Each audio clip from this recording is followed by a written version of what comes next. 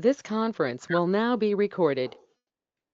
Okay, I'd like to call this meeting of the Port Orford City Planning Commission to order. It is Tuesday, August 12th.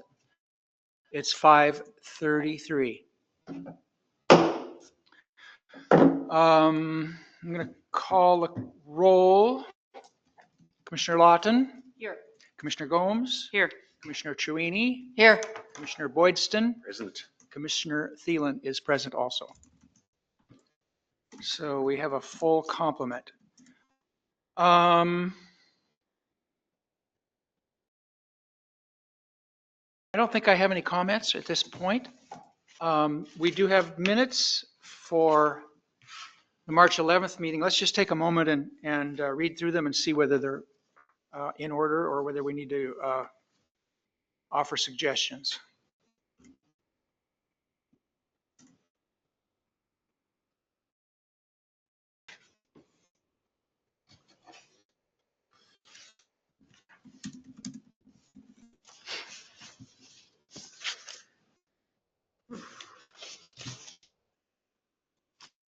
This was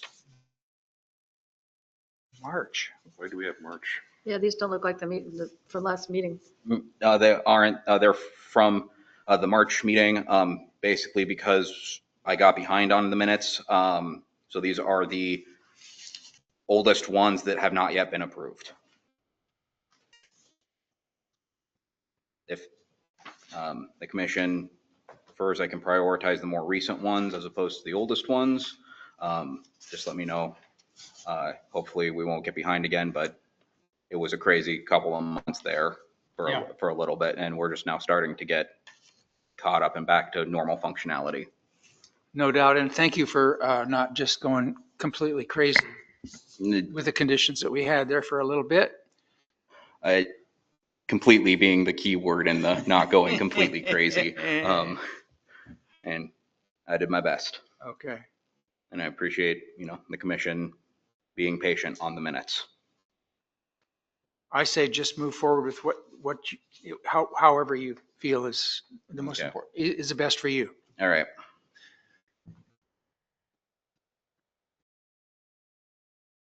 I'm not seeing anything. Hello, I'm not seeing anything jump out at me like. I see a couple commissioners still reading, so. Oh, I'm good. I was just doing the lighting code. Oh, there's Crystal. I'm good also. Okay, I'm good. if I would entertain a motion to approve the minutes as presented. I so move. It's been moved, seconded. Second. Commissioner Trini seconds it. I think we're all in favor of it by acclamation. Let's just move on. Okay, public comments. Is there anyone online who would like to speak to anything on the agenda? Or No one online other than Senior Planner Crystal Shoji. and Crystal, would you like to make any comments before we get going? I could talk later under city planner comments. Okay, thank you. Thank you. Okay, then let's move on to planning matters. Evidently, we have no planning matters. We do have an application under discussion. We have an application for appointment. Carol Lawton, I understand that her term is ending this month, and she is willing to be with us again for another 2 years. Thank you for doing that. Sure. It's been enjoyable. I've learned a lot.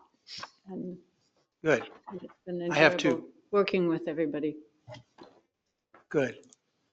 So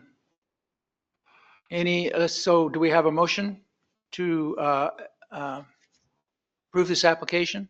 I will move to approve the application. Okay, Commissioner second. Holmes and Commissioner Trini seconds it. Commissioner Lawton, Do I get to vote on myself? you get to vote, yes. Yes. Commissioner Gomes, Yes. Commissioner Trini, Yay. Commissioner Boydston. Yep. Commissioner Thielen is a yes. So thank you again. And we'll send this to the city council. And I should say, I should have said under comments, that I didn't think of it, but a number of, I went to the last city council meeting, was it not the, after the work that we had done on the housing motions, a number of city council members really unanimously thanked us for the work we'd done. And I thank them for digging in and actually understanding it too, and going through it all. So that felt really good because. That was a trudge. Yeah, it was a trudge.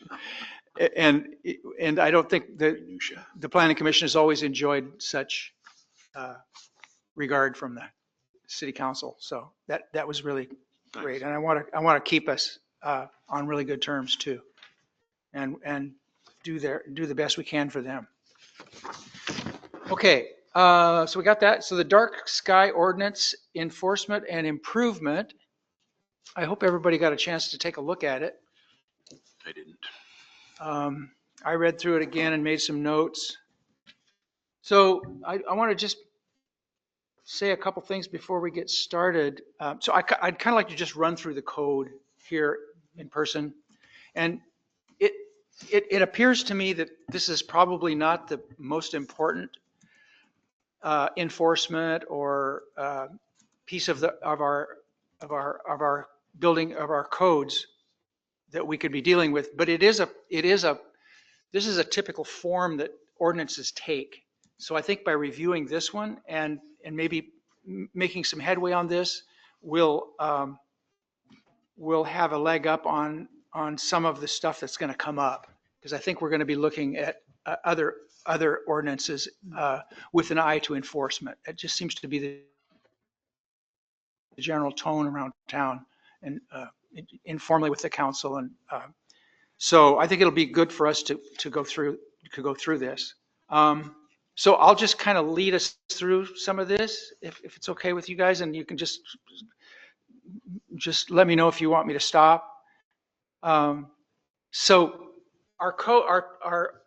the big picture is our city code is broken up into titles. So we were working with Title 17 previously. That's the zoning code that has to do with placing structures. Title 15 is buildings and construction. Title 5 is business, how the city does business, and that's where the short-term rental code is. So each chapter each title has its own kind of category. So this is buildings and construction. Chapter 15, 17 is the outdoor lighting code. It has a title. Should be known as the code. It has a purpose. All the codes have a purpose. The purpose of these lighting standards are to conserve energy to the greatest extent possible, promoting traffic and pedestrian safety, minimizing glare, light trespass, obtrusive lighting, light pollution, and sky glow, and preserving the dark sky of the natural nighttime environment.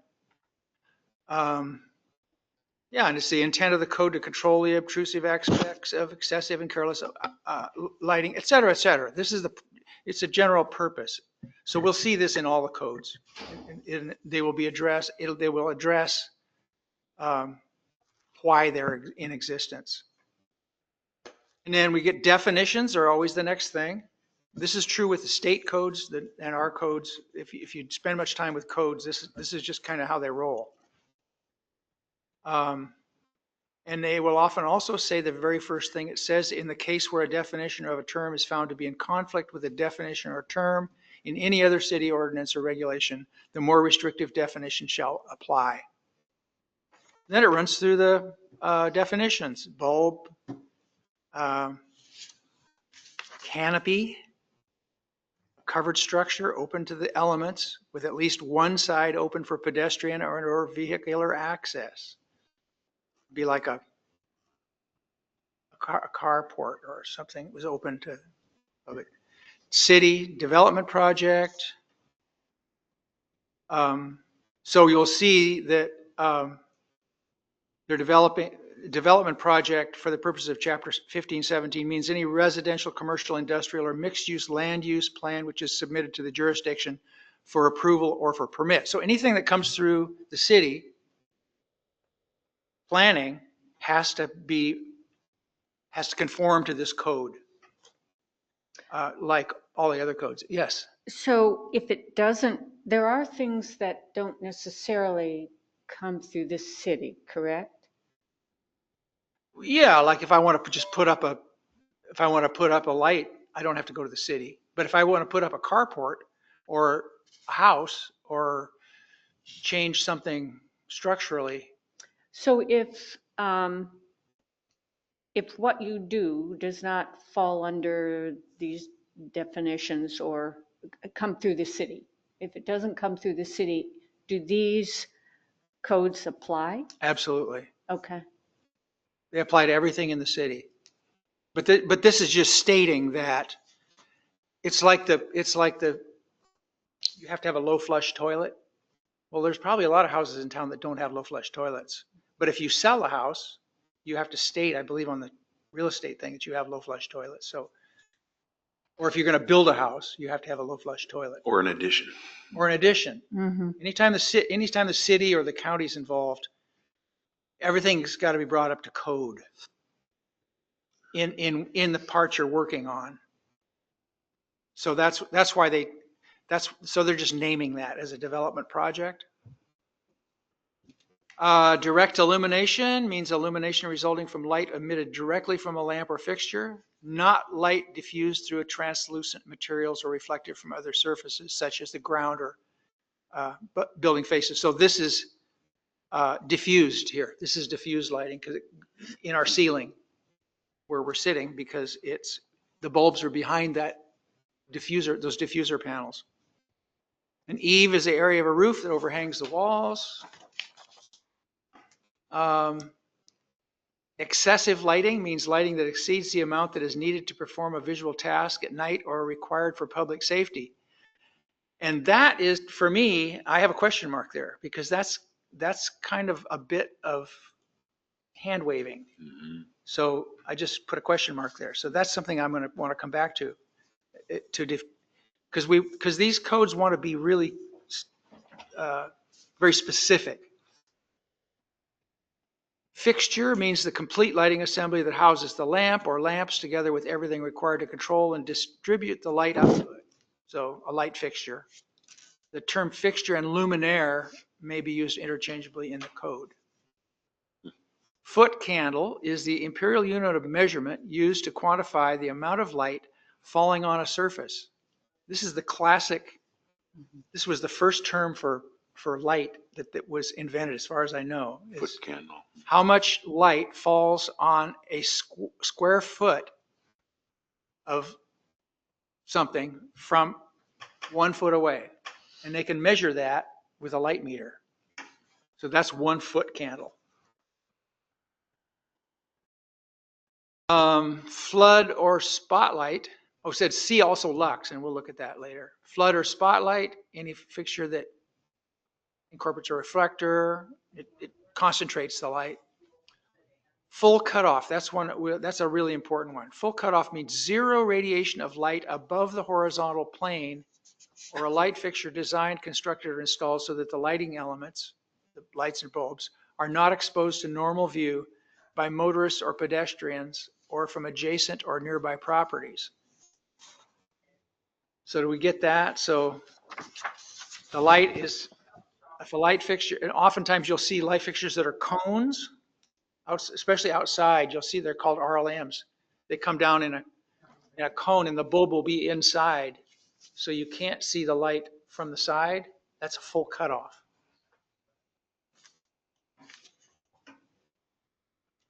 Seasonal lighting is like with holidays. Shield or shielding means an opaque material or device that is attached to a lighting fixture to prevent light from being emitted in certain directions. Sky glow means the brightening of the nighttime sky by diffuse, misspelled, scattered light from artificial light sources, reducing the ability to view features of the night sky.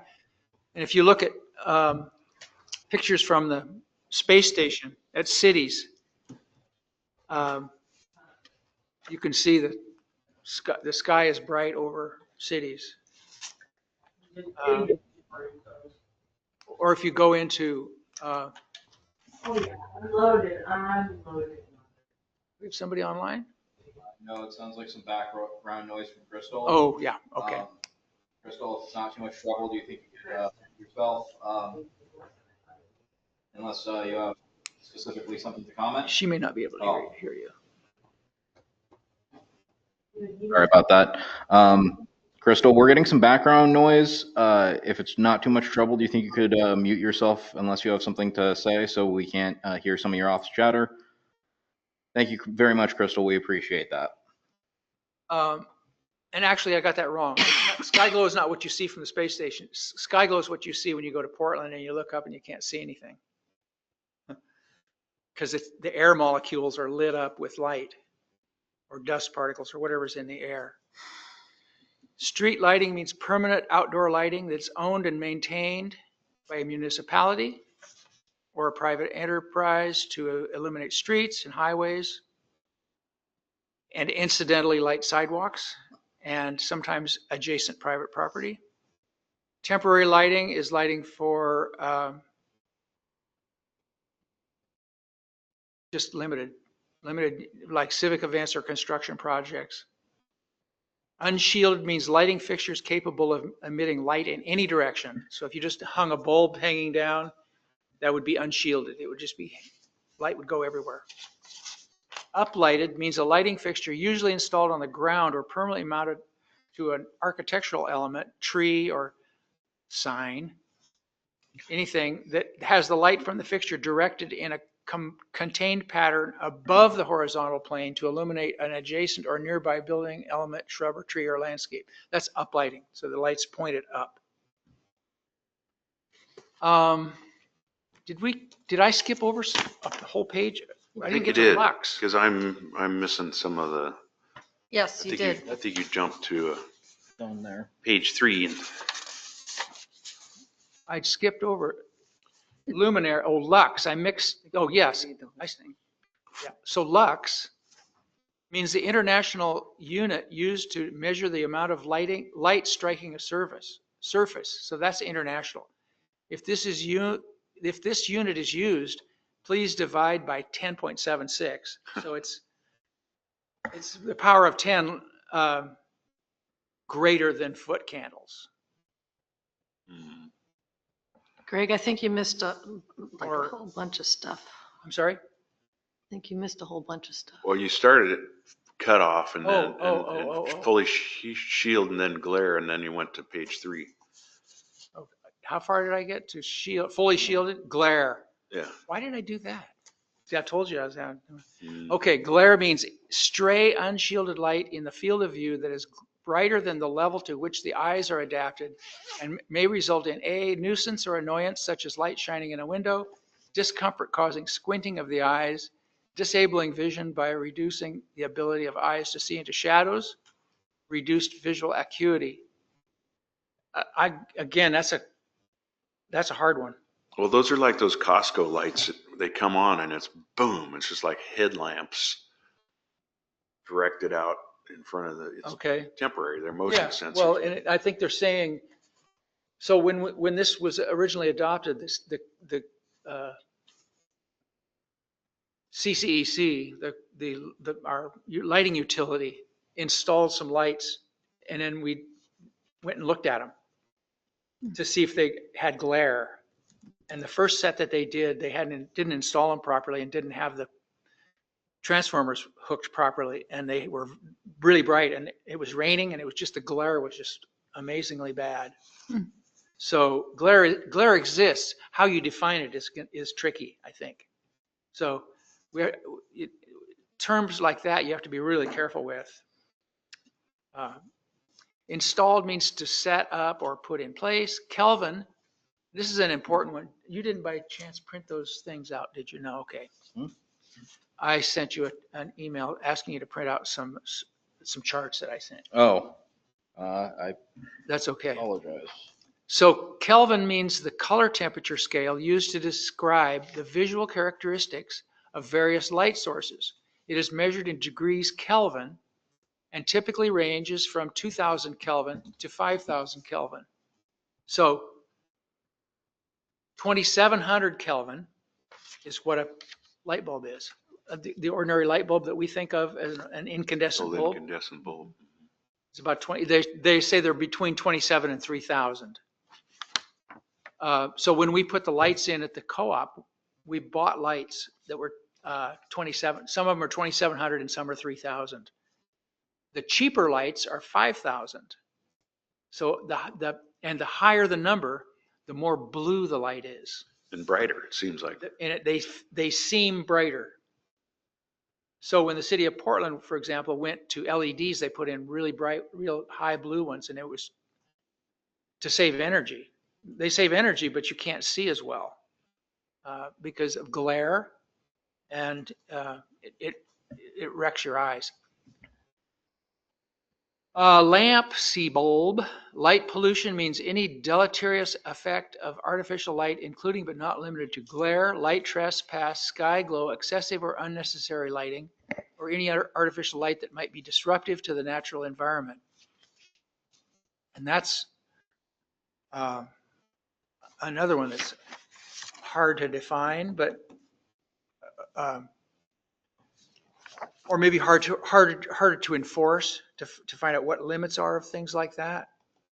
But you need to have the, it needs to be a term that's defined. Light trespass means light falling from one property onto an adjacent or nearby property or onto the public right of way. That's one of the basic tenets of dark sky stuff, is like of a good neighbor policy, is that if your light is really bright, you're basically trespassing that light on a neighbor's property. Lumen means the international unit of measurement used to quantify the amount of light produced by a lamp or emitted from a fixture. It's not the amount that is out there, it's the amount that comes out of the fixture. For the purposes of this code, measurements in lumens shall refer to initial lamp lumens as rated by the manufacturer when the lamp is new, as listed on the packaging. Somewhere I wrote down lumens, what some of the lumens are things. Well, probably later on. Luminaire is a fixture. Lux, we did that. Motion sensor means a device that detects physical motion, movement with the sensor's local environment and activates a light that is extinguished by a timer. Mounting height means the vertical distance from the existing grade or average elevation of the finished grade being illuminated to the lowest light emitting point of the fixture. Non-essential lighting.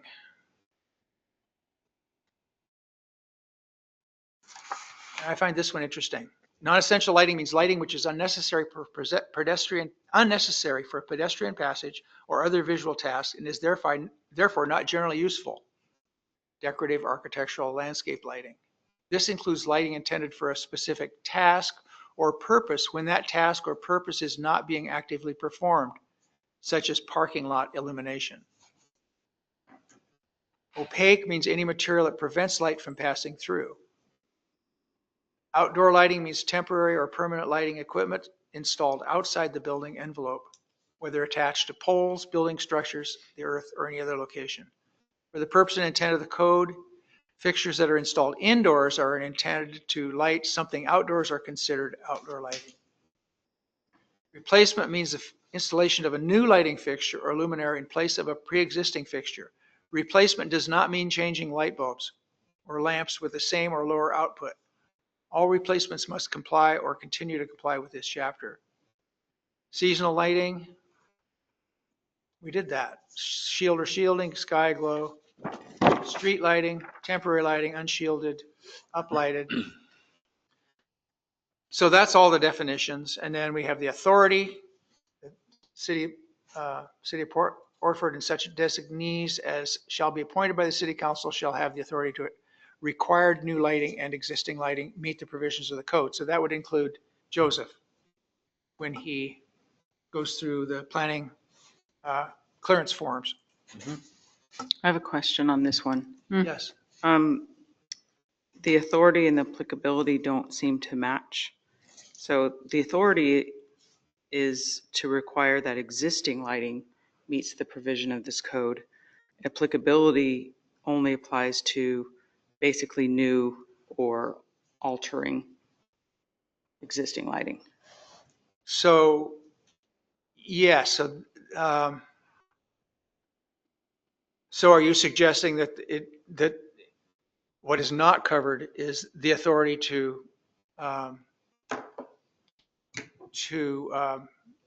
require existing lighting that's not Yeah, because new? one of the things that I think people struggle with, and it's listed in here in terms of what people can do, what the process is, if there's something that doesn't follow the Yeah. code.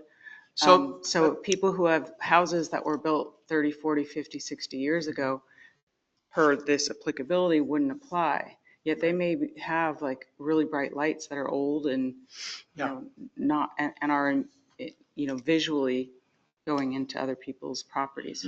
right.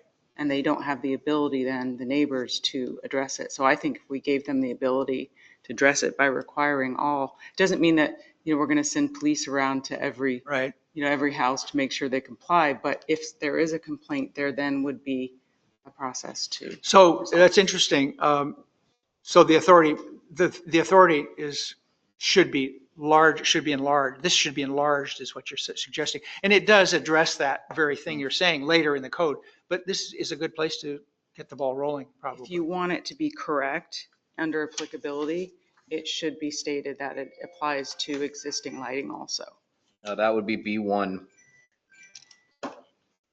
Well, but it doesn't in A. But it doesn't have, but she's talking about the authority to, We have the authority, but Authority applies to new and existing lighting. Applicability apply to construction, alteration, movement, enlargement, and installation of outdoor lighting. Part B, application of code. The standards and requirements of this code are applied to all zones of the city of Port Orford as follows. All existing lights that fail to comply with this code at the time of its enactment shall mitigate the non-conformance through shielding or at capping the of time the of this offending light. enactment. yeah. So therefore, all existing lighting is basically grandfathered in. No, That fails to comply shall mitigate the non-conformance through shielding or capping of the offending light. If mitigation cannot bring the offending lights into compliance, the lights must be capped, moved, relocated, or replaced, resulting in compliance within 5 years of the effective date. Any construction or development which requires permitting of any kind must be in compliance with this chapter at the time of the application for the permit that is filed. Right, okay. So maybe under applicability, it is general, but under applicability is where I'm not seeing anything relating to existing. So is it A or B, or is it A and B? It would be A, B, or C. Or, so one has to comply with A, B, or C. That would be my interpretation. Maybe in general, we could add something Clarify it. in terms of existing lighting, just because you already give very clear provisions, construction, alteration, movement, enlargement, replacement, and installation of, you know, If you're altering it. it's only if you're altering is Right. what they've included Because there. if you get, be like telling somebody you got to bring your toilet up to the current codes, you can't just go to somebody's and say, you got to change the lights on your house. Right. So But we with have to- lighting, I think it would be nice to be very clear here so that there's a process. I'd like to make a comment when you're done. I'm done. yes, Chris, please. It seems like this code is just like a lot of our other codes where, I mean, this is just a comment. It's not an answer to anything, but where people don't have to come into compliance until there's a concern from somebody. I mean, the ones who are building something new do, but I mean the old ones. Right. Yes, I agree. And to use the toilet example that I used, the low flush toilet, you're not trespassing on anybody else if you use a high flush toilet, but you are trespassing if you have a bright light that's shining on your neighbor's window. I think your point is taken, is a good point. I think that the authority,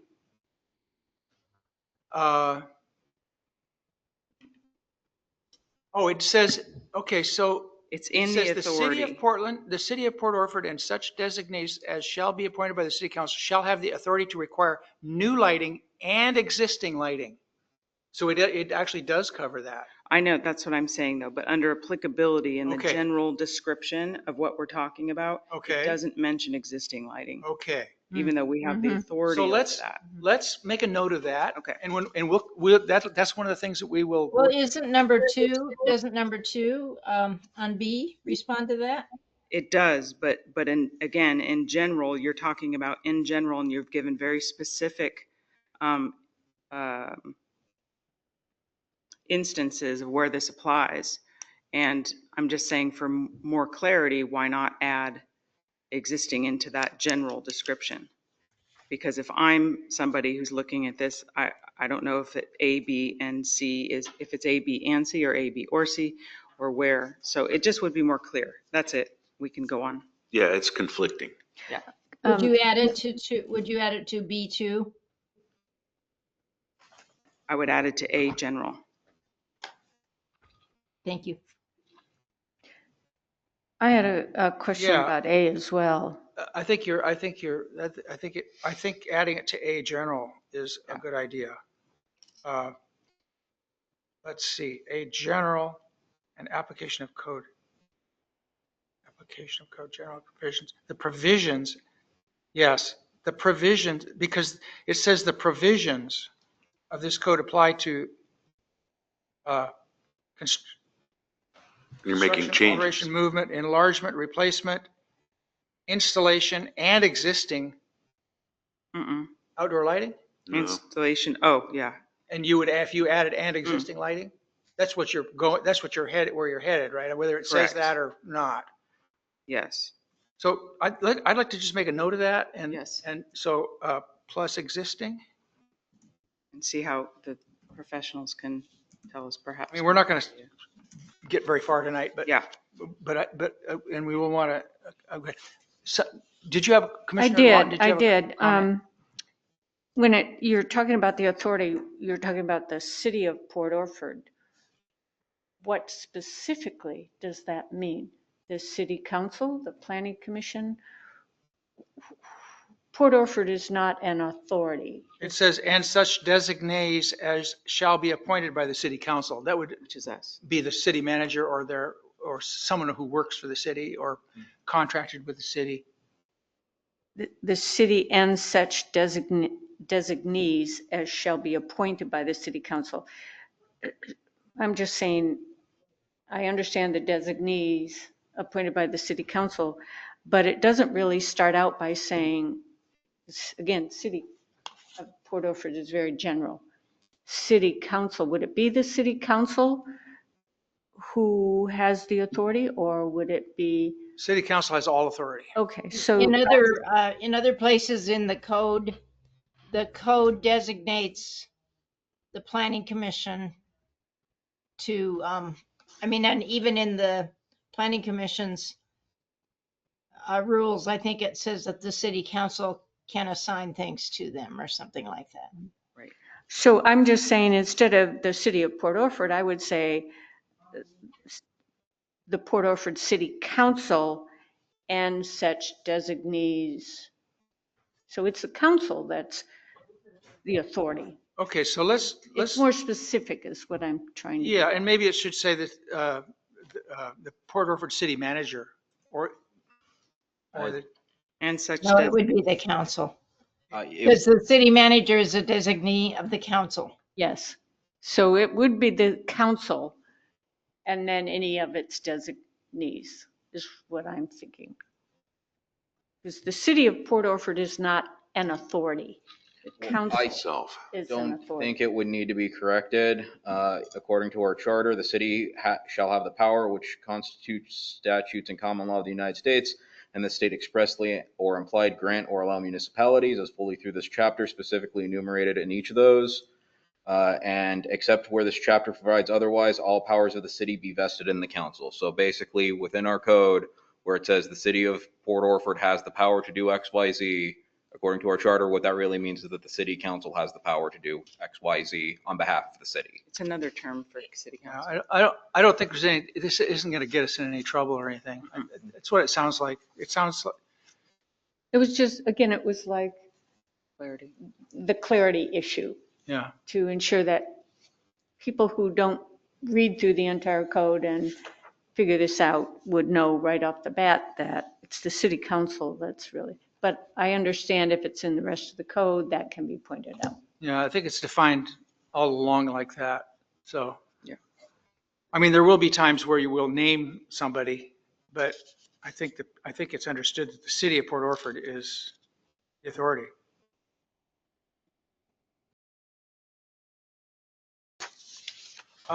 So the number one was, so I was on the commission when this was passed. This was an update of an earlier version, which was even less enforceable. And there was a 180-day grace period,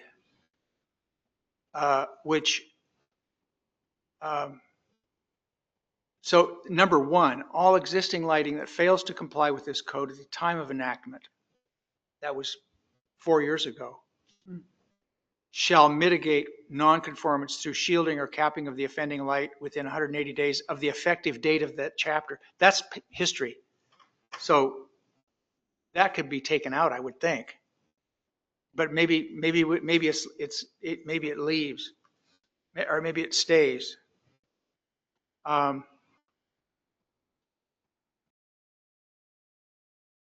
I think it does assist in terms of talking about existing lighting.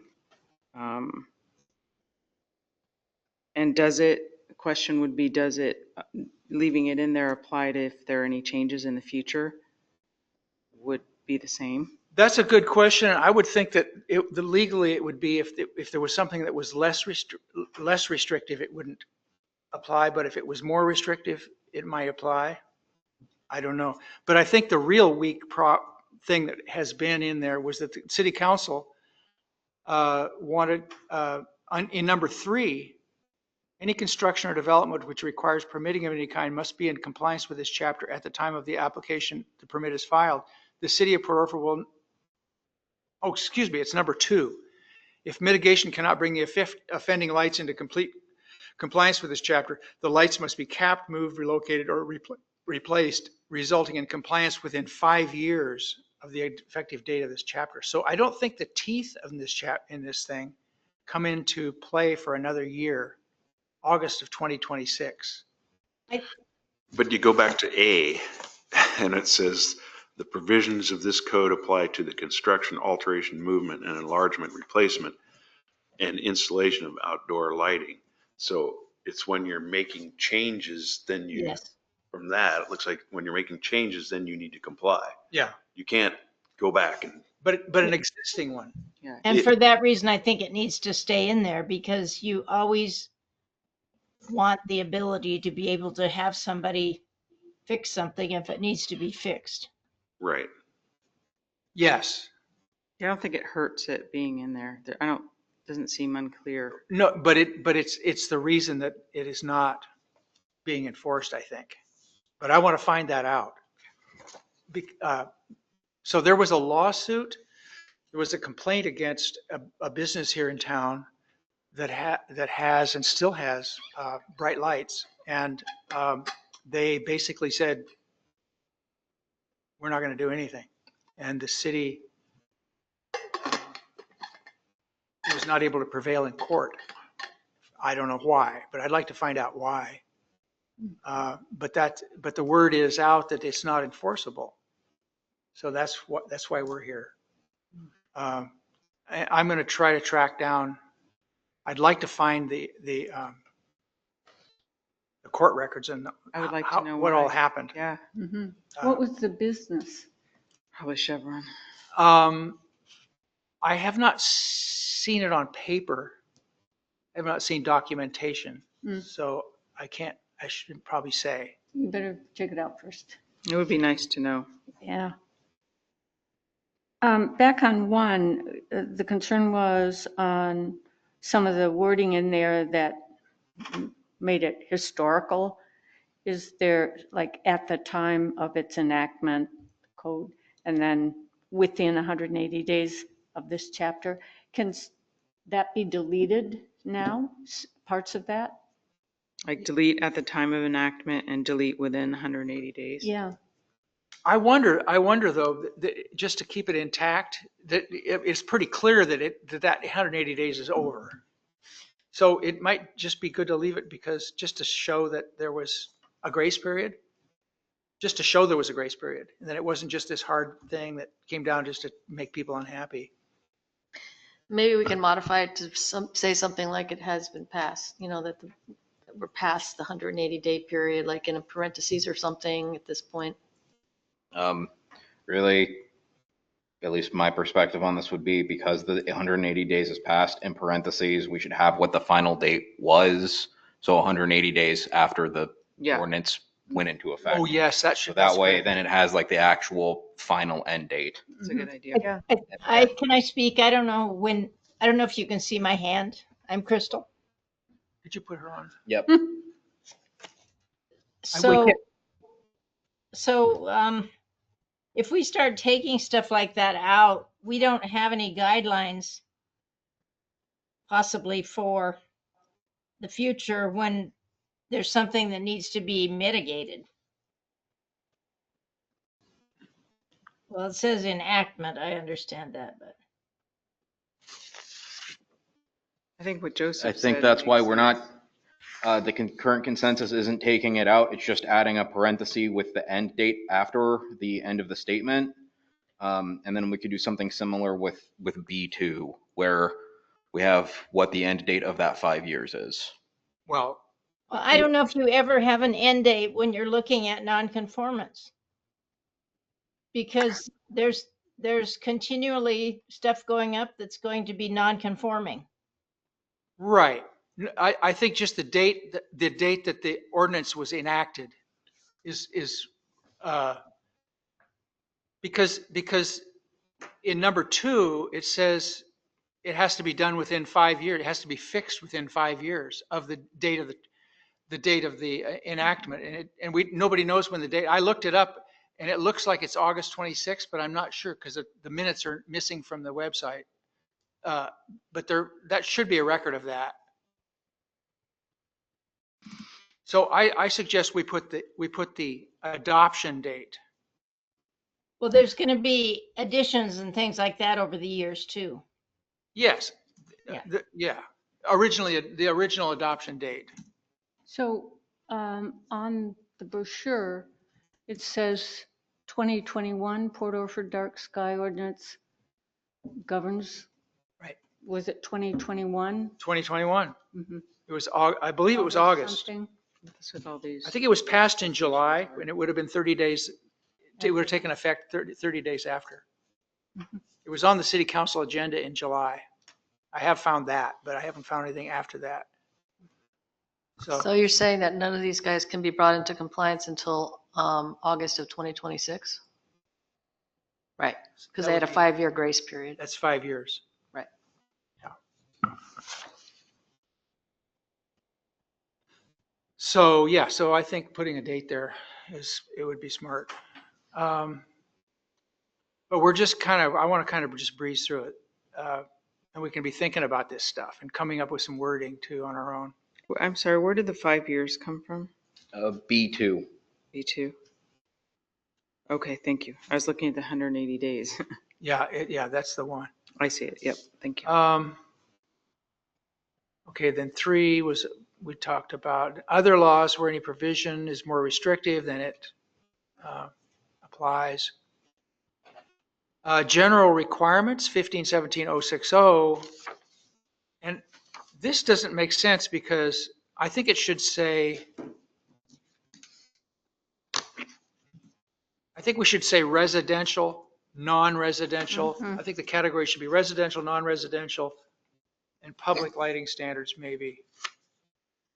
Because we don't say residential it says just general requirements, and that doesn't make sense. It's not general if there's specific Yeah, I categories. think it should be residential. Because it says the maximum lumens of any lamp, so here's one problem I see with this. It says the maximum lumens of any lamp shall not exceed 1700 lumens. That's a 100-watt bulb. A 100-watt bulb is not enough light in your backyard or wherever you want to have it, or out on and in any case, if that requirement is there, it's not going to, a street light is more than that. So that's not a general requirement. I would say that should be, we should create residential requirements. I agree. And whether these are going to be the ones that we have or not, we should have it. So I'm going to just cross that out and say residential. Residential requirements. And then the maximum lumens of any lamp should not exceed 1700 lumens. And personally, I don't really care how bright it is if it doesn't fall on anybody else. So I'm going to argue with that. Okay, please do. One of the things I would like to add in the beginning of this in terms of what the purpose is, part of the purpose for me is the impact that light has on migratory birds. Right. And especially where we live. Mm-hmm. Lights often disorient birds who travel at night often when they're migrating, and they fly into buildings, they fly into trees, all that kind of stuff. So it may not impact a human, but it's impacting migratory birds. Very true. But if it's not shining up, if it's shielded and done all that. according to code, you shouldn't be a Correct. problem. Yeah. Correct. I still think it's important to cap brightness though, just because you might think it's entirely on your property, but it might be reflecting off of things on your property into other people's properties. Right. So let's think about what, I agree. I do think there should be a cap. I mean, but I don't think it should be 100 watts. I think 100 watts is low. Mm-hmm. It just doesn't make sense. I mean, dark sky requirements for migratory birds is, they say 500 lumens. 500 Lumens. 500 lumens? Yeah. So I think, let's look at what the science says, both for people and humans. Right. So I just downloaded, and you guys can download, I didn't have time to pass it around, but today I downloaded the dark sky. I've been a member of IDA for 15 years. So I downloaded it today, and they have a mock or a trial ordinance that I have not opened up yet. They just came out with it last year. It's 2024. If we'd have had it in 2021, we would have used it. But I suggest you all download it and look at it. If you go to if you Google dark sky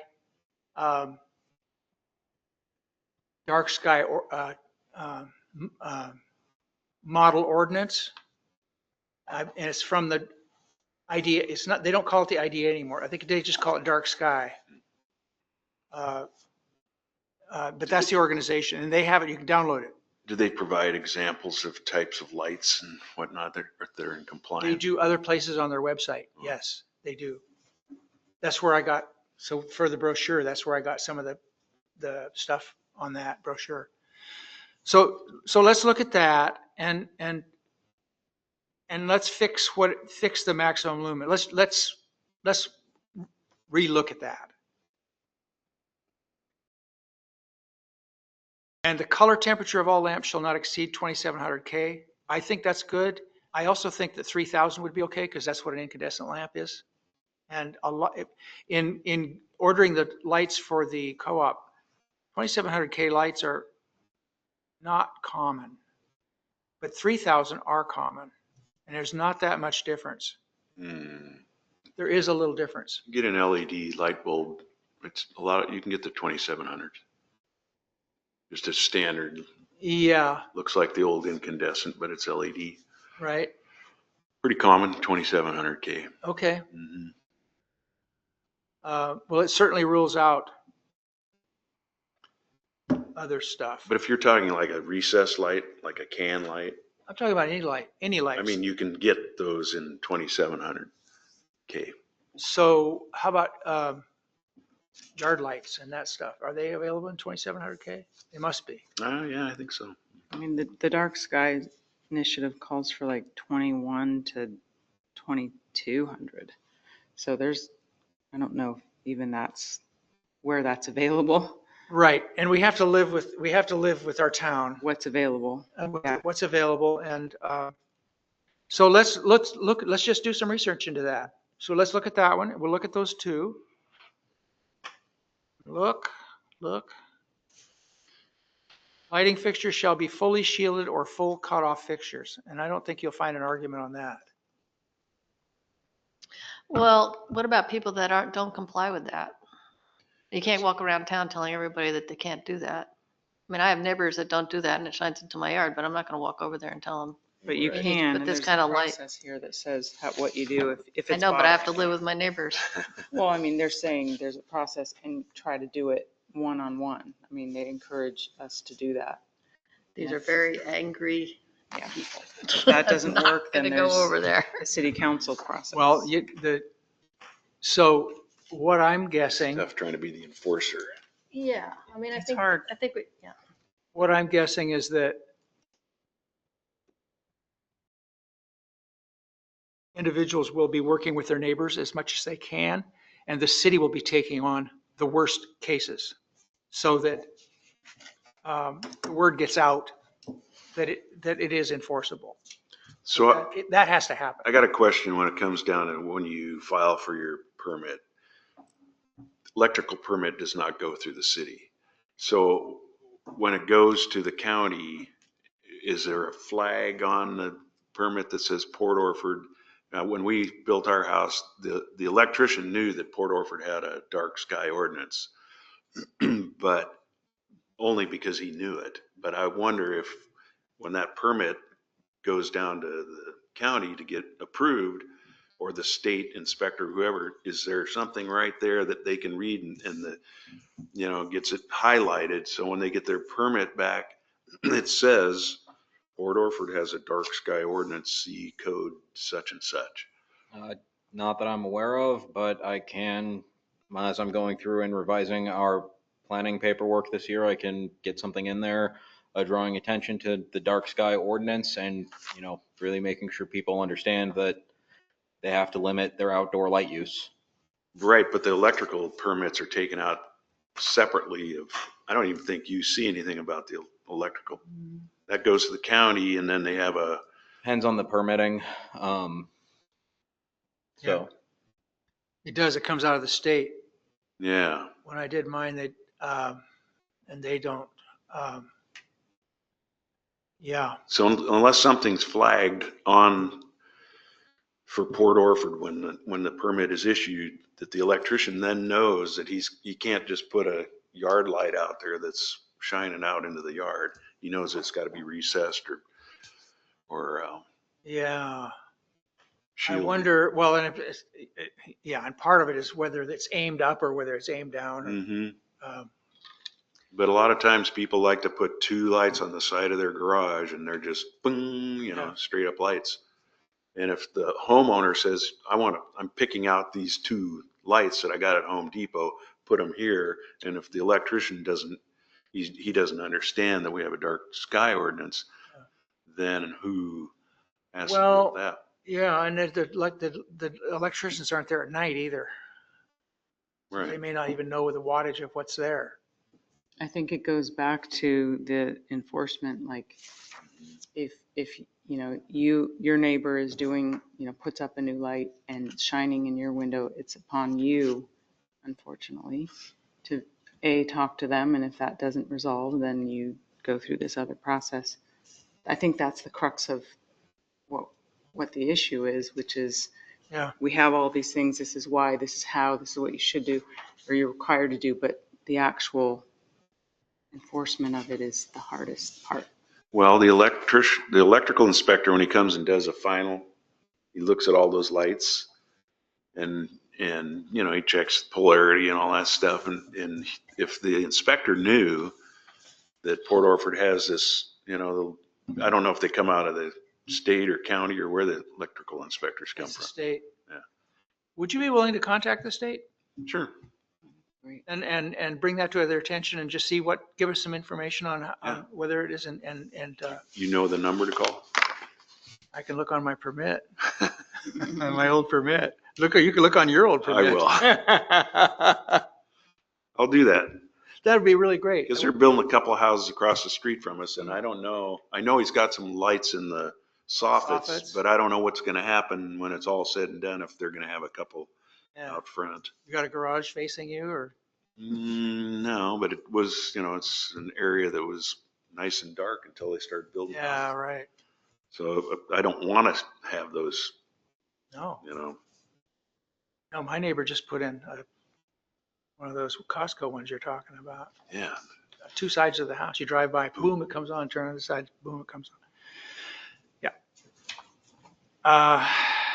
And you want to be a good neighbor, but at the same time, there needs to be some enforcement from at the worst case, and then the trickle down. I believe that that's how the trickle down can work then.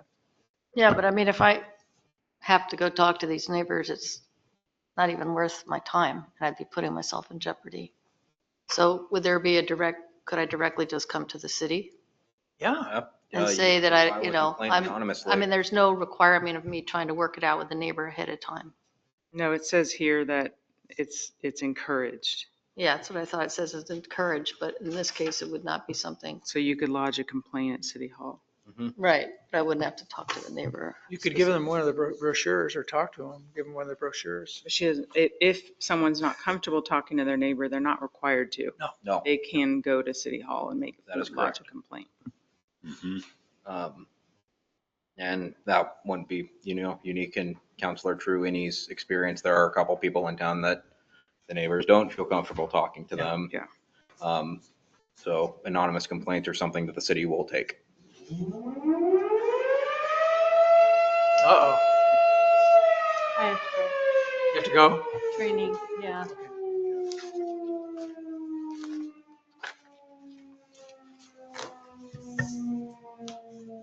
Have a good one.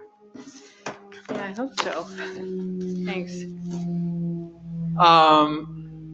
So, yeah, lighting director. So D, direct or indirect illumination shall not exceed 0.2 foot candles upon abutting lots in residential use as measured at the property line. And somebody at the city is going to need to have that. I wonder if my phone has candles. I have a little app.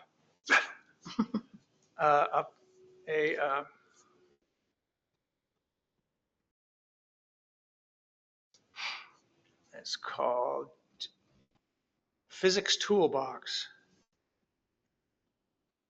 Of course, linear accelerator, gyroscope, inclinometer, protractor, acoustics, light meter. Luminance, 553 lux in here. Interesting. So maybe it's doable. I know that the 0.2 foot candles was discussed at length, and it seemed to be reasonable at the time. I mean, we can look at those numbers and see what we think. We can look at the dark sky thing and look around. We'll just see. I think all the numbers, let's see what's been recommended in the model ordinances and just look at it. It doesn't mean we have to try to adopt them, but Right. it'd be good to check numbers. For reference. Yeah. Okay, so that was residential. Then we have non-residential lighting requirements. So this would be commercial, I guess. Canopy and eave lighting. So one of the things though, in general requirements, these A, B, C, Ds, does that apply also to the non-residential? In terms of the lumens and, You know, That was a question I I don't- had. I don't think you could just make that general requirements to residential only, because I think that applies to commercial too. well, let's see what we think. Canopy and eave lighting, adequate to facilitate the activities. Lighting fixtures mounted on canopies and or eaves shall be designed, constructed, and so the lens covers recessed or shielded by the fixture. So that doesn't talk about so that addresses C, which is the full cutoff. That would mean full cutoff. 2 is light shall not be mounted on the top or sides of fascias. So that's addressing the shine.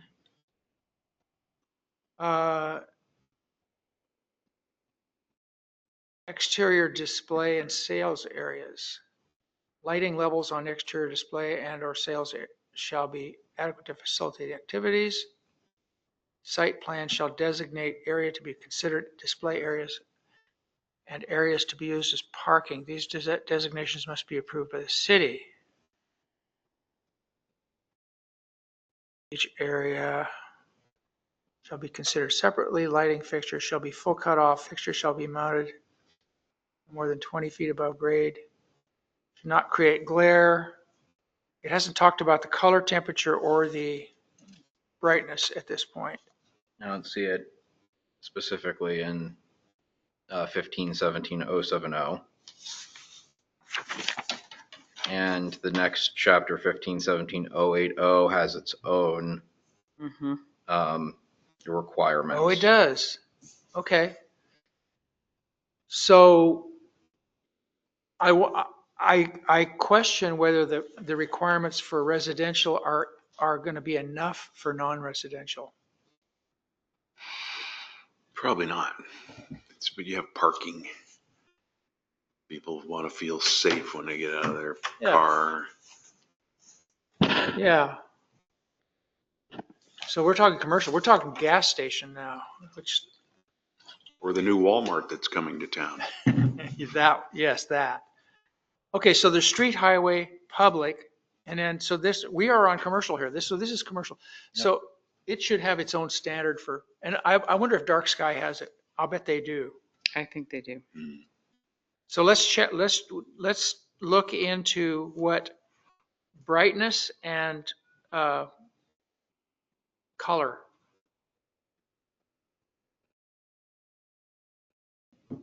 So is there a like a darksky.org or something you can go to? And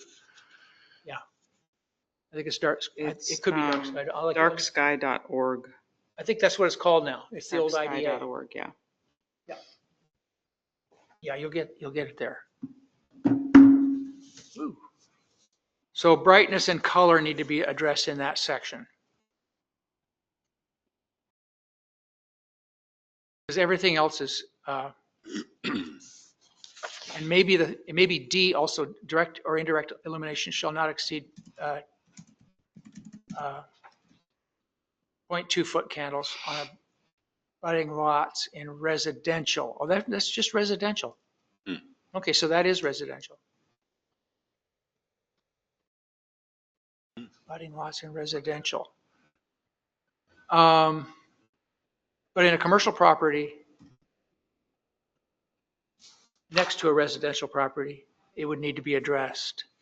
So it needs to be addressed in non-residential also then.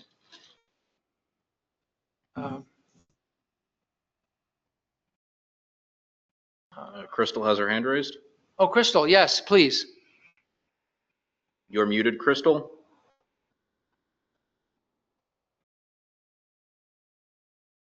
You are still muted, Crystal.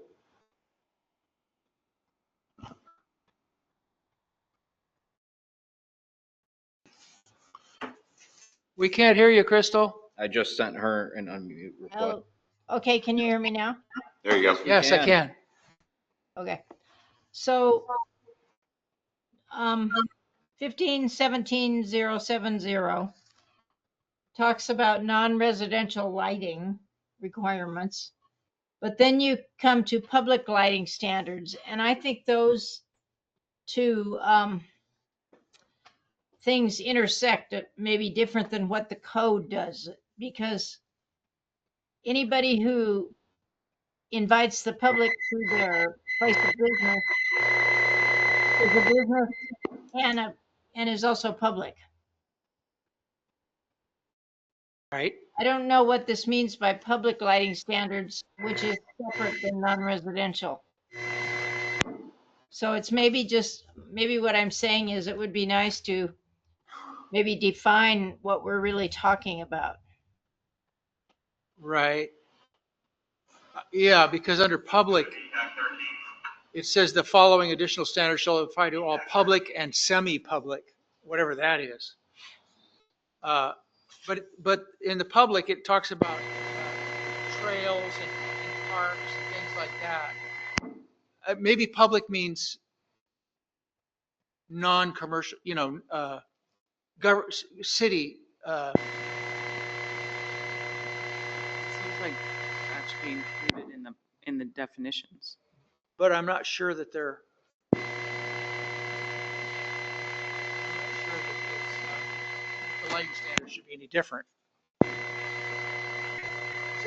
Are we? Is it hello? Is not working? Yeah, it's not on. We're having problems. Sorry, I don't know what's causing that buzzing noise. I think that is on our end, though.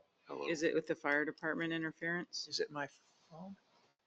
It might be the fire department, but Just because they were I'll leaving. keep an eye open on it. It sounded more like a feedback issue to me, though. So, I'll keep my ears open. Everyone, please check your mics and make sure that your mics are currently on. Check. Check. So, Crystal, you're saying that they seem really similar. The public and the commercial are similar in some ways.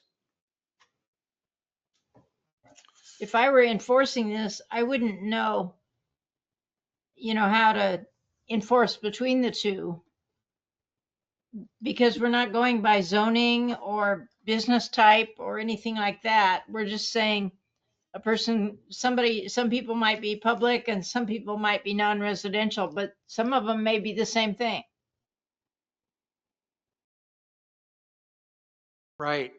That's a good And point. I So don't the think we enforcement want is- this to be part of our zoning code, which is why we pulled No. it out. But I still think that we have to be clear about what we're talking about. Which we can guess by, the talking about public, parks, recreation, bike trails, but I think it should at least at a minimum be defined, because we're kind of guessing. Nothing should be left up to guess. Defined, what, Well, you have definitions that's very clear on a lot of things, except for I what see. is semi-public. What does semi-public mean? in definition, what does public mean in definitions? Yeah, okay. Why not add it into the definitions? And then, but see also if it is truly different than non-residential. Do you think that would help, Crystal, if we defined public and defined non-residential? Yeah, I mean, we might want to do it a little bit more by type or something, because anything along Highway 101, I suppose, is subject to one thing because they're subject to state rules. Right. And then anything that's public, I mean, we've had this trouble in zoning too, like what constitutes public. So I don't know. I just think that we need to figure it out before we're done with this. So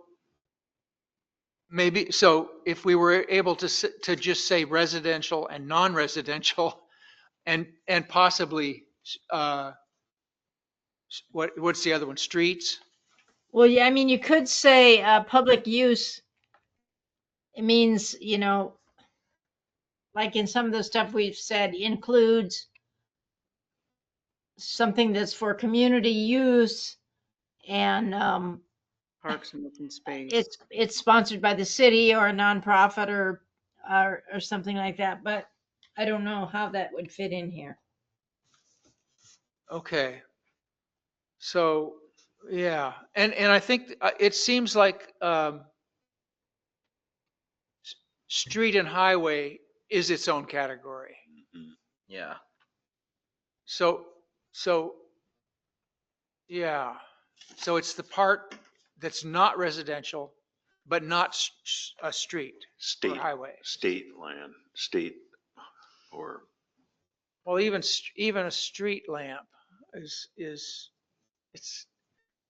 I don't know, because you can have a planned development that's not public and have your own lighting, but it's, But if it's city or county or, I mean, that's typically public, right.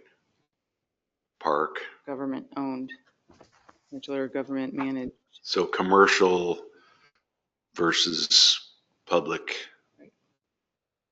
But we don't want to do it based on zoning either, so we have to be careful to not call it commercial or, in theory residential, because then that would get conflated with use zones. um, I well, suppose I suppose you could say something like used by the general public. I don't know if that, Maybe you could say a lot of private. things are used by the general public because they're businesses or they're trails or they're, or the word accessible to the general public, yeah, whether it's used or not. yeah, Like, accessible. Yeah. a store is accessible to the general public. Like they include multifamily developments in this, though.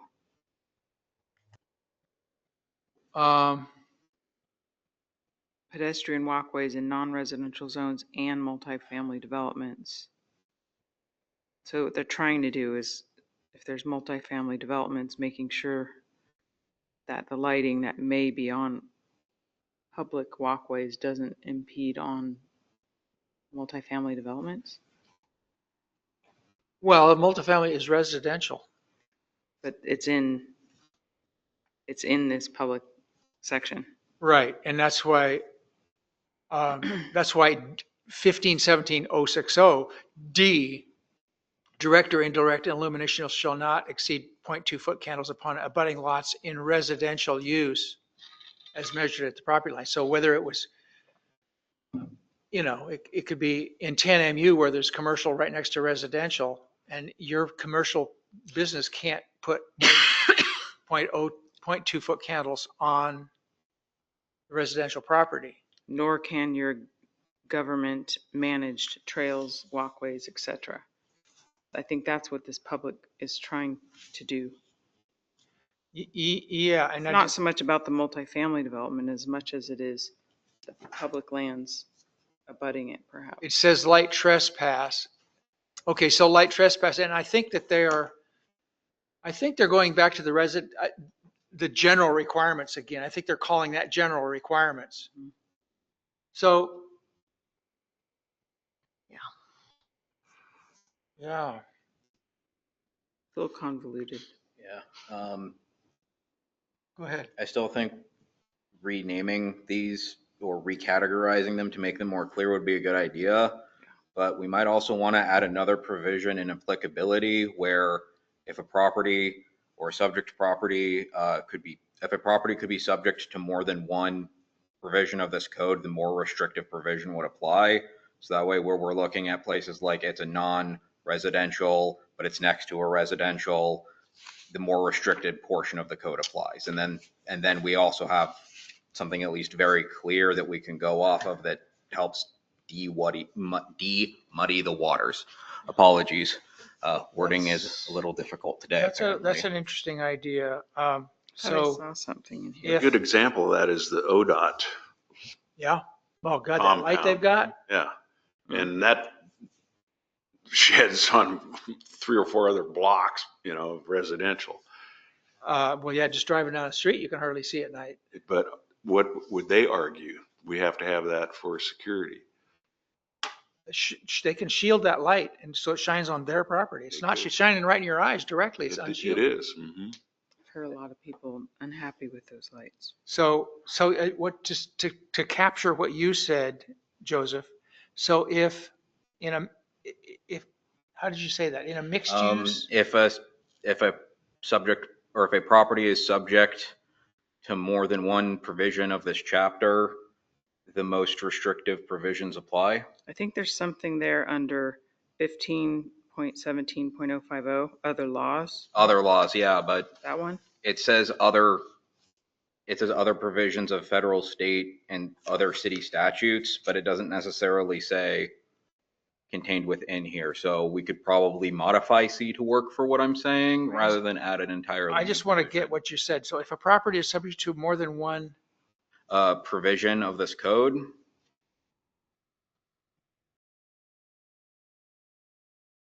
okay, The more restrictive. One section or one category, more, Yeah. subject to, could be subject to more than one category or something like that. more restrictive Yeah. category will, or more, Will apply. Well, in zoning, they always separate it out by, if you are a commercial property and you face a residential use, you have different standards. And you wouldn't have to define that by zones. You could say that if a commercial property or a business property or however we name it is adjacent and casting light or something, I mean, it would have to be figured out on a residential property, that side or that portion of the property should be subject to residential code standards or something. yeah, absolutely. Mhm. Yeah. Okay, so that's something that maybe I'd like to just kind of move on because we know that that's something we need to look at. Our public and non-residential, that mashup.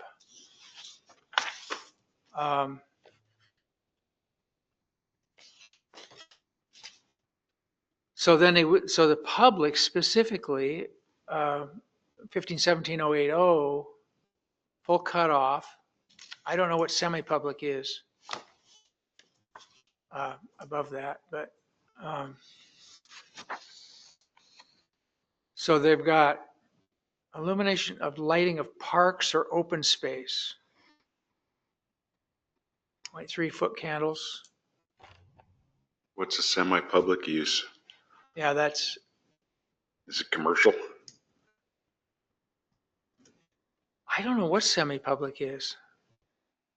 Like a golf course, for example. It's like a It- club, but it's public, open to the public, and Or walkways within, you know. Yeah, within a development. Right, which they talk Yeah, about in D. that would be I semi-public. think that's semi-public. Yeah. Is the walkways which are managed by the, I would think. That's perhaps the true. city. I just did a quick search and it appears as though this is the only place in the entirety of our code that the term semi-public appears. Yeah, it's confusing. Yeah. We don't have anything for it under the definition of public either. So it's a term that we can't really define. I'd like to not use that term. I'd like Yeah. to do something else and not use that term. I think Public. the way it's written already covers it with public, right? yeah, Just leave it at public? Yeah. let's take it out. All public uses. Okay. Just doing a broader search, not specifically within our code. Semi-public refers to something partially accessible to the public. The example given is a privately owned outdoor eating venue. So Mm. basically, like, you could go sit at one of the tables in the middle of the night and there's nothing stopping you, but it is still technically private property. But that's commercial, called commercial. That's just what I'm finding from the definition, Yeah, just so we okay. at least have an idea of what Okay. perhaps the people who wrote the code intended for that to be. So I think you said it better earlier with, spaces accessible or partially accessible to the public might be a better phrasing. Because partially would include these, the example in here, which is multifamily developments or non-residential zones where you have a public pathway or something through it. Most of us know that we can walk on a business property at night, as long as we're not, I mean, there's a fine line, but you know, of where you can go at night or something when they're not in business, but it's different than residential for sure. Yeah, Yeah. yeah. So sticking with the public lighting standards, they talk about bike trails, rustic trails, pedestrian walkways. Maybe it doesn't, maybe we don't need these categories. We just list That's we what I was have starting to think. residential and then we just have the specific use That's what I without, was starting to think too. without necessarily naming non-residential or public. Or maybe it's all non-residential. Which includes commercial. Yeah. Which was there, and it includes parks and stuff. And then if it's a park, if it can just say rustic trails. Mhm. The following shall apply to lighting of pedestrian walkways in non-residential zones and multifamily developments. Then that's really specific stuff. I do think the model ordinance may be helpful here too. Yeah, Mhm. we'll look at that. I think we know kind of what we want to do with this. So let's move on to enforcement. Now then we have street and highway lighting standards. That was a big discussion when this first went, because the state wanted to put in these massive lights. Yeah. And we kind of compromised a little bit, but they ended up putting more lights in on these. So they ended up at the intersections where the crosswalks, when they put those in, we didn't realize it. I don't think anybody realized it, but they put them at catty corners, which essentially lights the whole intersection. Doesn't just light the crosswalk. They have to light the intersection. They didn't tell us that. They have to, there's a certain standards for intersections, but they were able to squeak in by using back shields and bringing the transformers down, which we worked on them really hard. So they're actually believable. Those lights are actually not that bad. But they were going to put in these monsters. So street and highway lighting standards, 85-degree full cutoff fixtures. And we know what 85 degrees is. It's almost 90. It's just like that. It's 90, that's 90, that's 85. Maximum color is 27. We got that.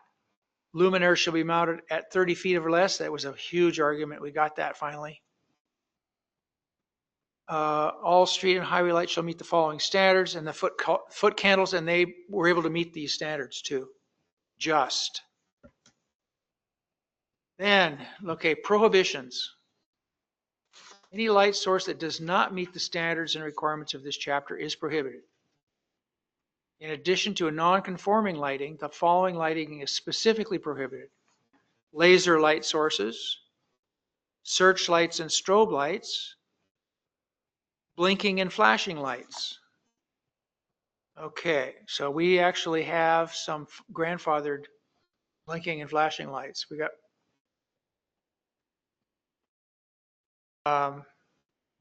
the school has a light, which they agreed to turn off at night. And I think if we look down later, it'll say that non-conforming lights have to be turned off. You look at exemptions. What's the point of having a light if you turn it off? Well, the Like- signs. like They're- dark they're skies. signs. Dark skies says 11 to 11 Oh, okay. PM to 6 or something. 8 p.m. till, Okay, or whatever it is. gotcha. It's in there somewhere. We'll get to Okay. it. Blinking and flashing lights, except for public safety and emergencies. Externally affixed neon lighting. Can't have neon lighting, Mhm. Like neon signs? neon signs. Yeah. Yeah. Okay. Like behind a glass that might say open or closed. Well, on here it says all neon lighting associated with signs must meet the requirements of the City of Port Orford sign code. which basically doesn't allow it, I believe. It has its own restrictions for it. I think Commissioner Boydston is right where you can't have it externally, but you can have it internally. So Oh. you can hang it in like your window. So Because you can have co-op has open one. sign, but you can't have like a bright neon, no vacancy sign out on the street. At least that's my reading of Okay. this. Well, they don't really make neon. They make those fake neon ones now. Yeah. Oh, they're not neon. They're not neon, like the one in the co-op. It's not neon. Oh, It's just a little thing. okay. Bottom mounted lighting, sign light, E, bottom mounted sign lighting attached to the sign structure is prohibited. I have a question mark by that. I don't know why I questioned that. I guess you just don't see that. High intensity lamps and fixtures. Okay, that's what's causing trouble around town, is high intensity lamps and fixtures. The use, installation, sale, offer for sale, lease or purchase of any high intensity lamp for use as outdoor lighting is prohibited. We can't say offer for sale. And we can't say lease, we can't say purchase. You can't go down to the hardware store and say, you can't sell that. Right. That won't go very far. So basically, the use and installation is okay, though? I'm sorry? Use and installation is okay? Just not sale, lease? Use and installation, yeah. As outdoor lighting. Right. Yes, any high intensity lamp for use is outdoor lighting.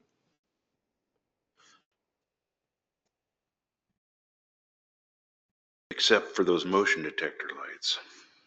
No, they're high intensity. Well, they're selling them. Well, so there you go. We have a battle on her.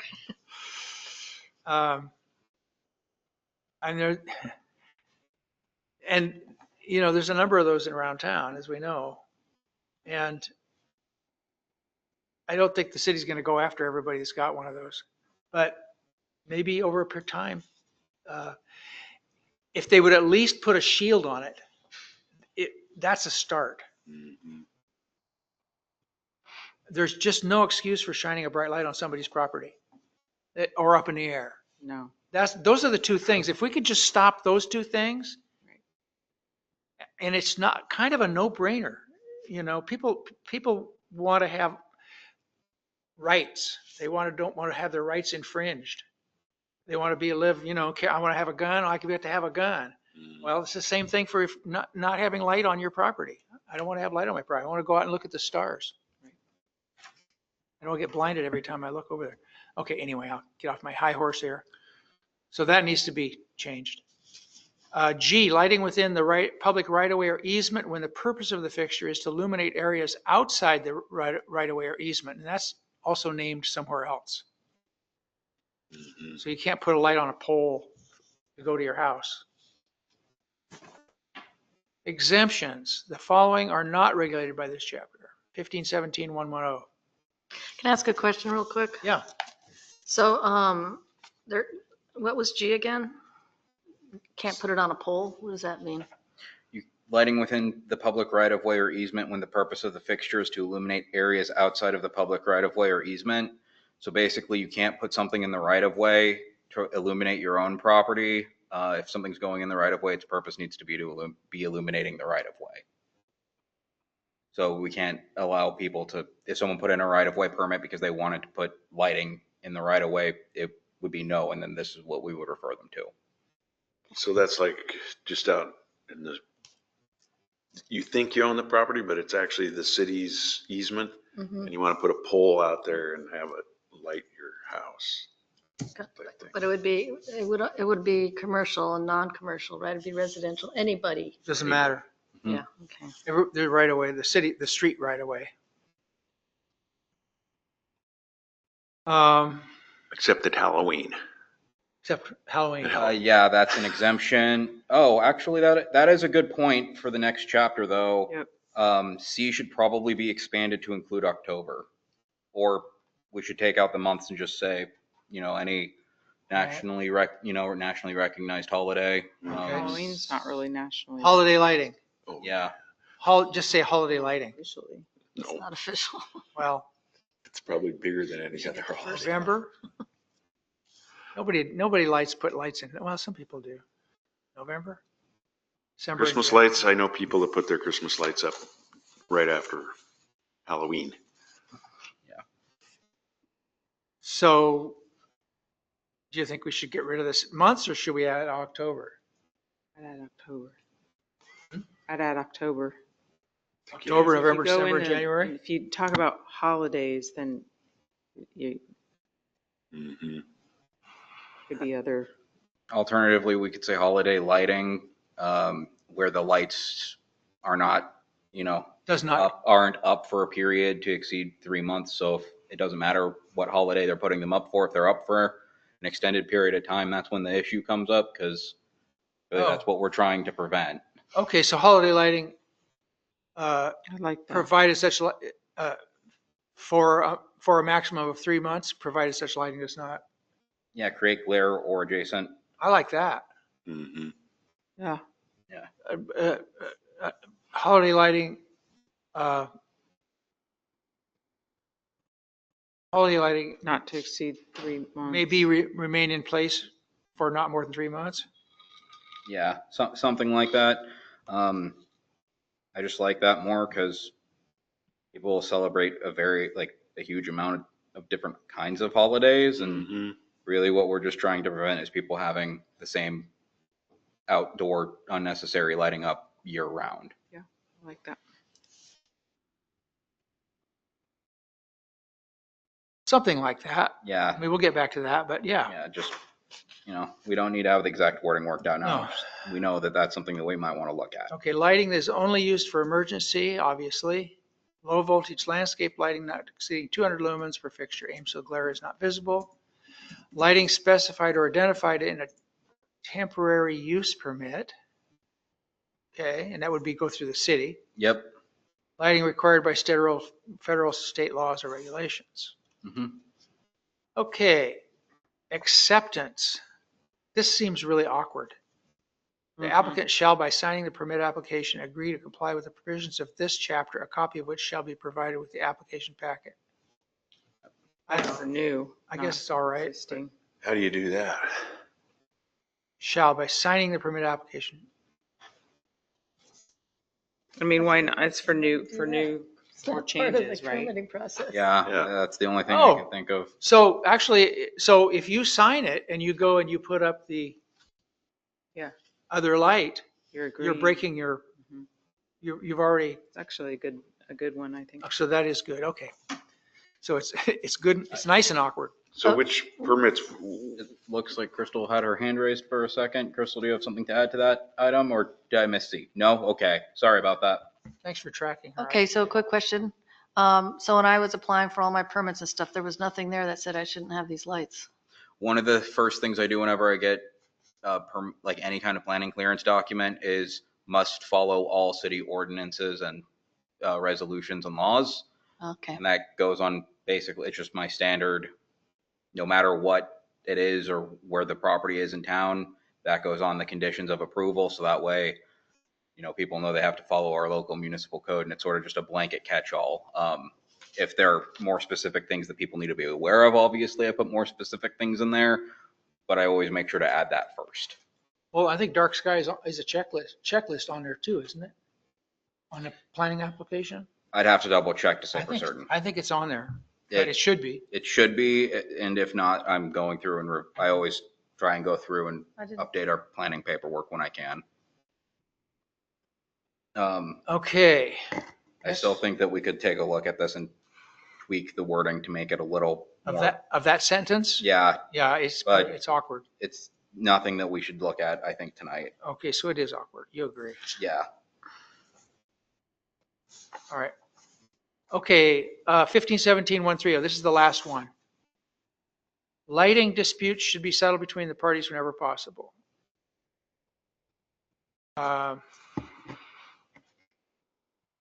Should we say the city encourages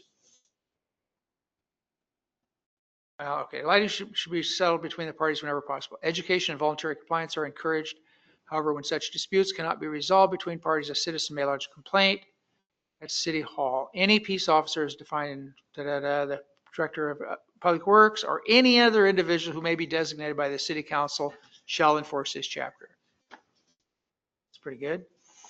Unlawful acts. It shall be unlawful to erect, construct, alter, extend, repair, move, install, or use any outdoor lighting in violation of this chapter or in violation of a detailed statement or a plan approved hereunder or in violation of a permit issued under the provisions of this chapter. That was one I didn't fully understand. Because, well, in my situation, in another situation, I went and talked to the property owners and they said that they would be happy if I was able to go over and fix the lighting situation. I said I didn't care. I would pay for it, whatever needed to be done because it was shining in my house. They said, fine. Well, it turns out I couldn't fix it because I couldn't find the cover for it. I did talk to somebody who was a retired employee from the Curry County Lighting Cooperative, and they said all you have to do is just turn the light. At which point it turned into this kind of a situation where somebody who works at a lighting company has one of those, Cherry picker? yeah, can go up and turn the light. Said they wouldn't turn the light. And I think it was because of this one here. They couldn't just go and, I mean, if it messed up something electrically or something within the light, then it would be a problem for the, it would turn into a Well, whole it'd be nother their problem if they messed it up. They probably don't want to do it. And, right, is that what you're saying? They didn't want to because they might mess it up? Well, in my situation, I found somebody who was willing to do it because they had the extension on their back of their truck to be able to reach the light because it's like a city light, but it's on private land. It's a private light. And anyway, never mind. Didn't want to get into. They didn't want to get into the logistics. Trespassing and all this. Well, they didn't know that I got permission from the business owner, but they didn't want to turn the light because if you turn the light so that it's actually facing on the property, then if something happens electrically when you turn the light, you see what I'm saying? Like Like, so it shorts out and it shorts start out or fire. something like that. Electrocutes the guy, he falls out of the cherry picker. That would be me. Yeah, that wouldn't be good. So anyway, I guess this doesn't really apply. So the business put it up. The business had it installed. I assume so. It's private. When the city went, when the electrical company went and looked at it, they said that's not one of our street lights. That's a private one. Yeah, so they paid for having it up. I guess, yeah. Yeah. So I would love it if there was a resource for people to buy shades for these lights. Make it easier. A list Mhm. where they can go. Yeah. Mhm.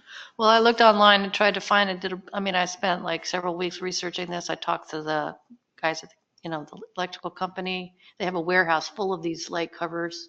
They're very similar to the ones that the city actually uses. I think they used one of those, but they didn't have any of them available. I didn't actually go, but Did you try to buy one from them? I never went over to the warehouse to actually look because they said they probably didn't have any. And I just didn't follow up on it. But Yeah, you might be able to buy, order one from them. They You can said find they out wouldn't. what it is. they said they wouldn't do that. They wouldn't sell it to you. So what we did when we were doing I said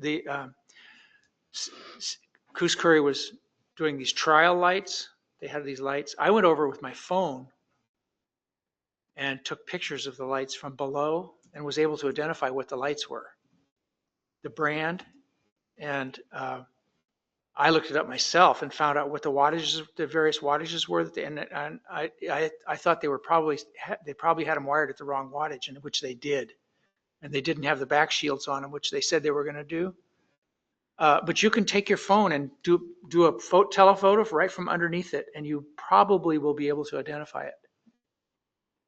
If you take it to a lighting company or send a picture to, you know, there's ways to get that, I think. If you really bear down and you could buy it. But I think there should be a resource of that. I should go in business. Well, anybody can Google dark sky compliant light fixtures. It would be Or nice. shades, It would be dark- nice to make things easier when you talk compliance, enforcement is hard. Especially a lot of folks, you want to make things easy. If we did have some resources and maybe Dark Skies has some to buy shields, I mean, I think that would be very helpful. I wouldn't be surprised if there was a group of people who would be willing to donate into a fund to make shields available free. Right. I'd contribute. I would contribute. And what would the shields be used for? It'd Like, be installed on a light to have a direct cutoff. you mean, so if you just had some kind of a bulb out there or, No, like for these street lamps, for the street lamps, okay. or even those horrible things on the side of houses. Yeah. I'd buy it for my neighbors if I had a problem. Yeah. Just knowing that talking to them may be difficult, but like, hey, I'm willing to buy this. Yeah, I told my neighbor that I would be willing to do that. They actually put one up, Oh. but it's still so bright on the side of the building that it's still over. What you do is you get 3 pieces of cedar and make a box. Hey. Okay, maybe we can get out of here early. We're not going to get out. We're just getting to the hard part now. Lighting should be any peace officer. Okay, we got through that. Unlawful acts. So we can't Blah, blah, blah. extend, repair, move, install, any of that. B, notification or the city council, the director of the public works department, or any other individual may verify the fact, shall verify the facts of the complaint, and if the complaint is deemed legitimate, issue a notice of violation and order for abatement. Such order shall direct the discontinuance of the illegal action or condition and the abatement of the violation. The property owner or authorized agent of the owner shall comply with the requirements of the notice of violation within the time period given, not to exceed 30 days. It seems straightforward. The only rub is, I think that our police force is not crazy about doing this. Well, we just voted to pay But more money for them, so perhaps they might be more willing now. They need to get some education. Yeah. And, Yeah. Yeah, I mean, it's kind of like the enforcement of demolition of derelict buildings. It's not happening. There's no enforcement.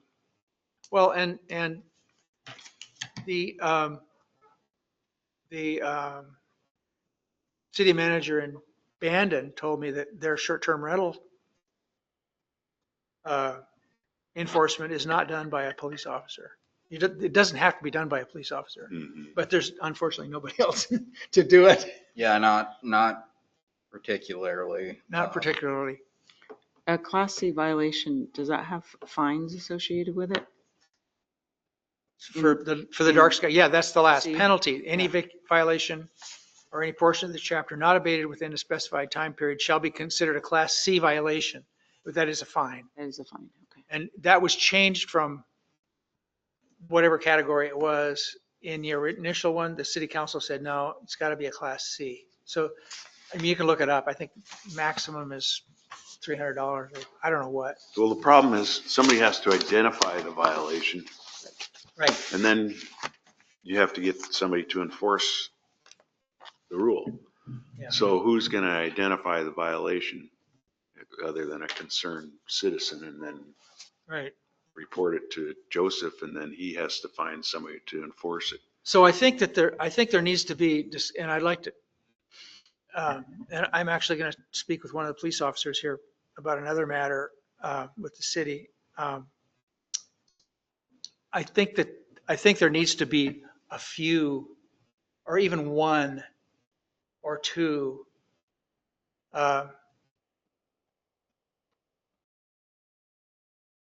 citations given, which is a huge change from none. But it's the same with other things that are going by without enforcement. There needs to be a little bit, at least a little bit of enforcement. And that's probably going to come in front of us. Well, and I think it needs to start with new construction, Mhm. because that would be the most legitimate thing to do rather than go find existing homes. And there are building inspectors, and like, the electrical inspector could be called out. You approved this, you gave them a final inspection, but you have non-conforming. Okay. Yeah. So that's on my note to see what I can find out. Okay, good. Thank you. So do vacation rentals, people who have vacation rentals, is there anything in there, is there a permitting process for them? Yeah. Yes. Is there anything in there that draws attention to this for them? Good. Believe so. I believe part of the good neighbor policy explicitly calls out the dark sky ordinance. Perfect. Yeah, there is. Okay. About As dark well sky. as the quiet hours, between, I want to say it's 8 p.m. to 10 a.m. or 10 p.m. to 8 a.m. And I don't remember which one it is. It's 10 to 8. Okay. Perfect. So, I guess an ordinance is only as good as it gets followed and as it gets enforced. But if we can help this a little bit, I think it would be a good thing. It'd be nice if there could be a mediation process for people to go through. To work it through with neighbors, because it's a touchy subject, and talk to people, and it happens a lot. I'm hard of hearing. Can you use your? Sorry, it's a touchy subject, and it happens a lot. Yeah. And it takes people to do that work, and we don't have a lot of people. Right. We've got some good people though, We do. which is a good thing. Yeah. I mean, we try. And we don't have like explicitly called out a mediation process, but I think the notification and order part, B of 1517-130, to me, that reads almost like a mediation process where, you've tried to talk to your neighbor, it doesn't work, so you file a complaint, and then the city sends them a letter, after verifying that it's an issue that says basically, that light is bright, please fix it within 30 days. Like, Right. that's the mediation process. And it's an identification. It's at least Yeah. something. It's a first step. Exactly. And, it's not like we're going to immediately get a complaint and then go out and find somebody. We're going to Right. give them time. And sometimes that's all it needs for somebody is it coming from an authoritative figure that this is an issue that needs to be resolved. Please resolve it. And if That's we a good had point. resources that you could also provide them, a list of resources that would make it easier for them Yeah. to purchase something would Yeah. get them in compliance, that may be helpful. Yeah. Yeah. Offer something that is, a resource. Okay. Crystal's got some things that she's going to want to say. I want to move along here. I want to save a little time for her. Did you have planning clearances that you need to? Not that I can think of. I just got back from vacation today, so please excuse me for not being as confident as I usually am, but I don't believe I've approved any planning clearances since our last meeting. Okay. Then I'm going to move on to other business. Thank you for your attention to this, you guys. Can I bring one thing up? I yes. didn't think it was clarified. Sorry, because Yes, please the do. lighting thing. The issue of the migratory birds, I would really like to consider putting that in the purpose, adding that to the list in the Okay. purpose. Mhm. However it's written, I mean, I don't need to write it, but, I think that's a great idea. okay, thank you. Okay, I made a note of it here. We can talk about that. Okay. Then anything else on this? Then Crystal, you had city planner comments. I know you wanted to say some things.